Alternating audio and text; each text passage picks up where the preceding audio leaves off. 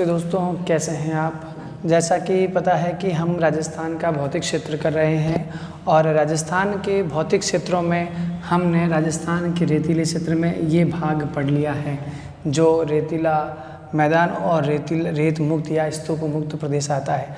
दूसरा प्रदेश आता है राजस्थान का पश्चिमी क्षेत्र का ही दूसरा भाग, जो ये क्षेत्र है लगभग ये पूरा क्षेत्र जो है, ये क्षेत्र जो है वो अर्ध शुष्क स्टेपी प्रदेश या फिर बांगड़ प्रदेश कहलाता है। जैसा कि दिया हुआ है, हमने इसके लगभग 4 विभाजन किए हैं। एक आपके पास पहला विभाजन आता है गौड़वाड़ या लूणी प्रदेश, दूसरा विभाजन मैंने किया है आंतरिक प्रवाह या शेखावटी प्रदेश, तीसरा विभाजन नागौरी उच्च प्रदेश और चौथा विभाजन घग्गर का मैदान। ठीक है ना। तो हम इसी क्रम के अंदर सबसे पहले लेते हैं इस अर्धशुष्क स्टेपी प्रदेश के अंदर या बांगड़ प्रदेश के अंदर लूणी का जवाई का बेसिन या फिर गौड़वाड़ प्रदेश। सांस्कृतिक रूप से इसको गौड़वाड़ नाम आता है और भौगोलिक रूप से इसका नाम आता है लूणी जवाई बेसिन। क्या विशेषता है क्षेत्र की बात करें तो ये नदियों द्वारा निर्मित अर्थात लूणी नदी और जवाई नदी का प्रवाह क्षेत्र में गिना जाता है।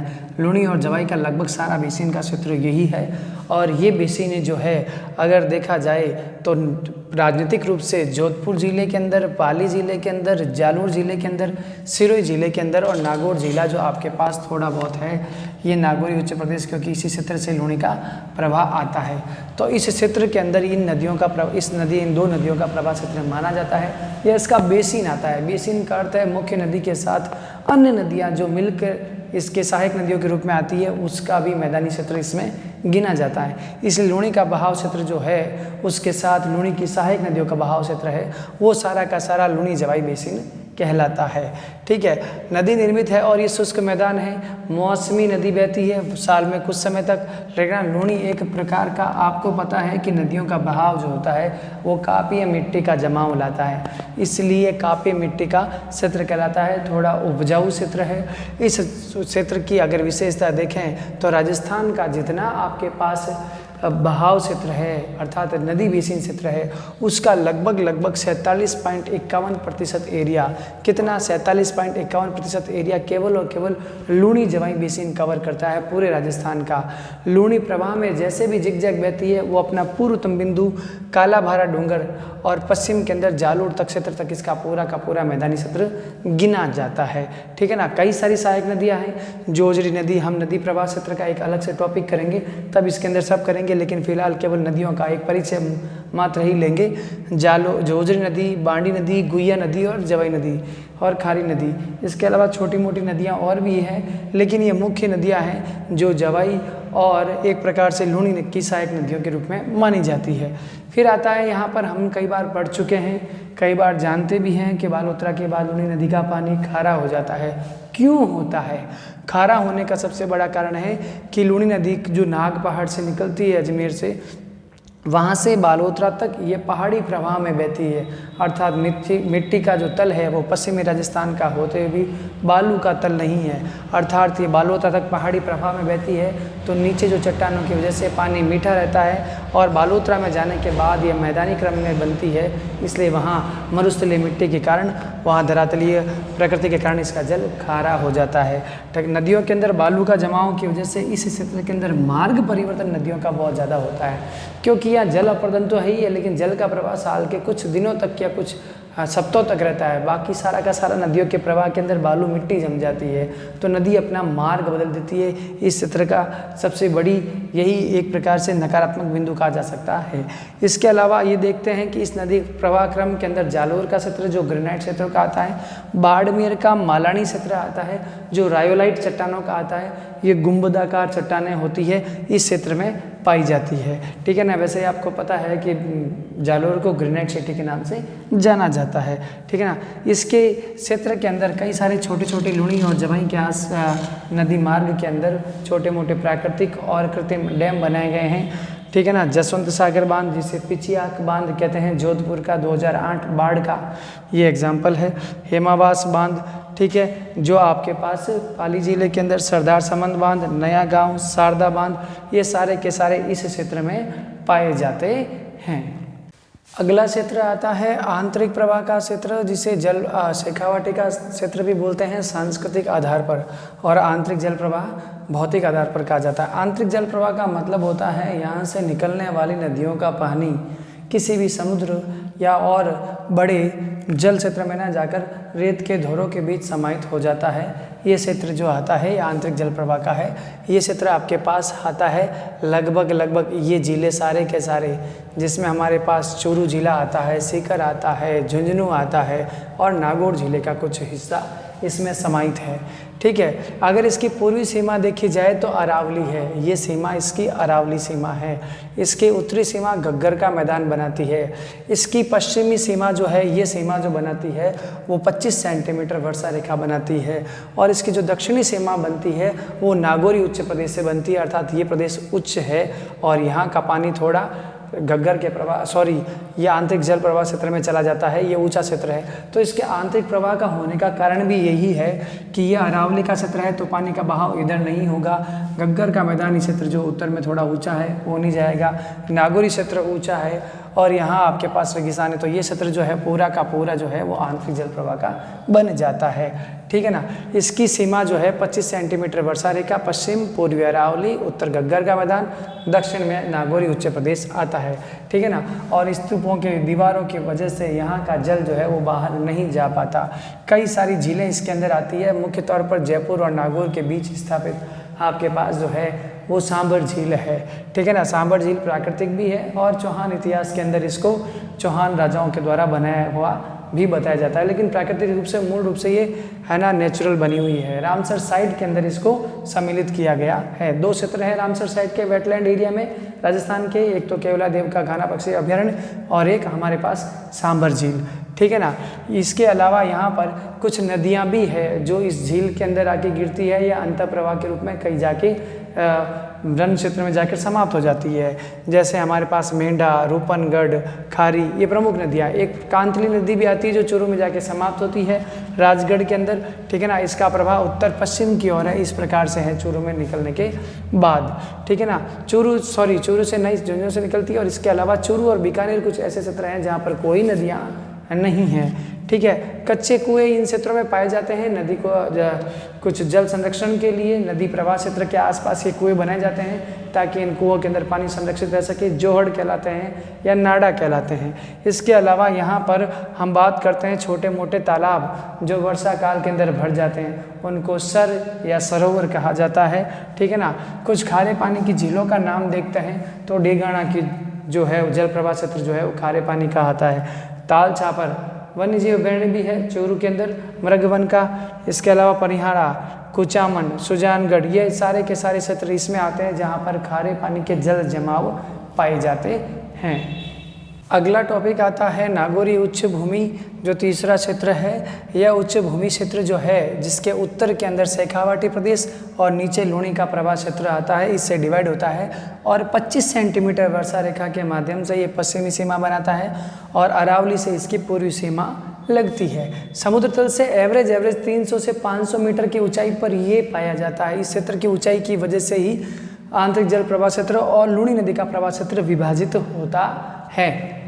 ठीक है। उत्तरी सीमा और दक्षिणी सीमा, पूर्वी और पश्चिमी सीमा हमने देख ली। ये लगभग एक बंजर रेतीला मैदान है।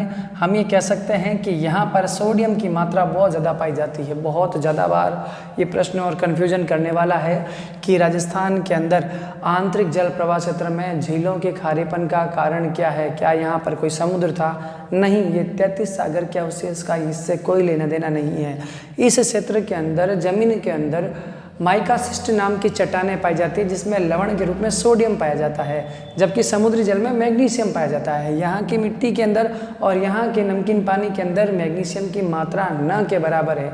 यदि ये समुद्र के अवशेष के रूप में झीलें पाई जाती तो यहाँ पर मैग्नीशियम की मात्रा बहुत ज़्यादा होती, जबकि यहाँ के पानी के अंदर सोडियम की मात्रा पाई जाती है। और सोडियम की मात्रा होने का रीज़न है इनकी भूगर्भ के अंदर माइकासिस्ट चट्टानें मिलती है जो सोडियम से युक्त होती है और वो सोडियम केशाकर्षण विधि के माध्यम से जब वर्षा जल तली में जाता है तो इन चट्टानों पर जाके गिरता है, तो केशाकर्षण विधि के माध्यम से वो नमक सोडियम के रूप में ऊपर आता है और झीलों की तली के ऊपर जाकर जम जाता है ऊपर की ओर आकर, इसलिए यहाँ के पानी में सोडियम की मात्रा पाई जाती है। ये कहा जा सकता है कि यहाँ पर पहले कभी मीठे पानी की झीलें रही होगी, लेकिन धीमे धीमे एक तो यहाँ पर आंतरिक जल प्रवाह, तो नदियाँ जब भी समुद्र में जाके गिरती है तो खूब सारा पानी के साथ लवण ले जाती है। लाखों वर्षों में ऐसा होने पर जो है पानी का तो बार बार भाप बन जाना होता है, लेकिन नमक भाप नहीं बनता है, लवण भाप नहीं बनते हैं, तो समुद्र खारे हुए। इसी प्रकार का यहाँ उदाहरण देखने को मिलता है कि नदियाँ आंतरिक प्रवाह से इन झीलों में आके गिरती है, लेकिन केवल पानी भाप बन जाता है और नमक वहीं रह जाता है,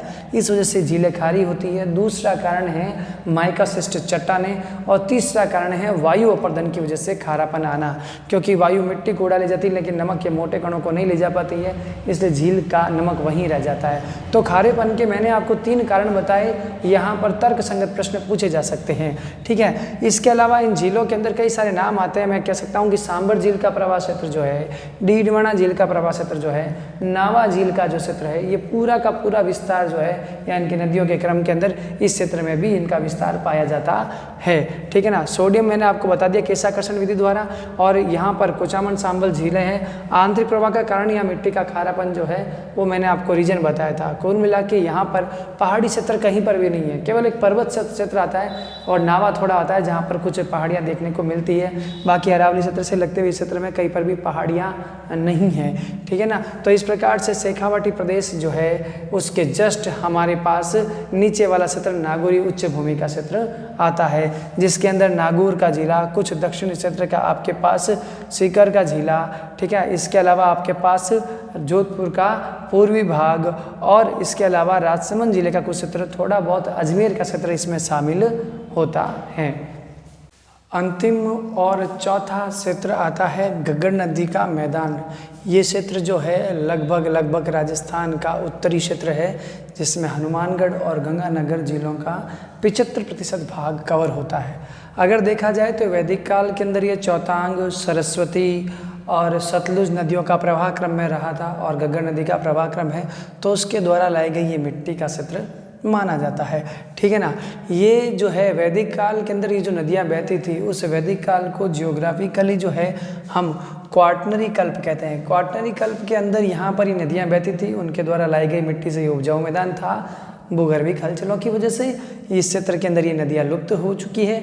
अब केवल घग्गर मृत नदी के रूप में यहाँ पर बहती है, घग्गर को भी मृत नदी के रूप में ही मानते हैं, ठीक है ना। वर्तमान में ये वर्षा काल के अंदर हनुमानगढ़ जिले के अंदर कई सारा पानी, मतलब क्योंकि ये नदी जो है पंजाब से निकल कर आती है, इसलिए यहाँ पर काफ़ी सारा पानी लेकर आती है, बाढ़ का कारण बनती है। हनुमानगढ़ के बाद ये सूरतगढ़, सूरतगढ़ के बाद ये अनूपगढ़, और फिर ये आगे जाके फोर्ट अब्बास पाकिस्तान तक अपना पानी ले जाती है और बाढ़ क्रिएट करती है, ठीक है ना।